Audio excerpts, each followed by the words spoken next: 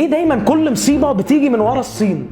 الصين حلوه. لا مش حلوه. الصين حلوه. الصين مش حلوه، انا عارف وبقول لك الصين مش حلوه. حضرتك دلوقتي احنا قاعدين بنعاني من الكورونا بسبب الصين، وزمان كان في واحده اسمها تشين من الصين عانت معاناه غريبه جدا. تشين زي اي بنت عاديه نامت صحيت حست بوجع رهيب جدا في ودانها، وانها مصدعه ومش قادره تركز ودايخه جدا.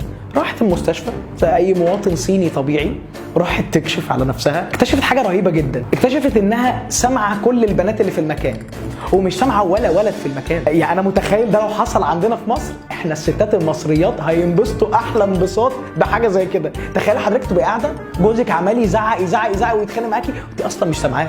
ده اكتر شعور ممتع في الكون. المهم لما كشفوا على تشين اكتشفوا حاجه رهيبه جدا، اكتشفوا ان هي عندها خلل نادر تماما حصل لها بسبب ضغط رهيب اتعرضت له في الشغل بتاعها. طب الخلل ده حصل لها ازاي او ايه هو الخلل ده؟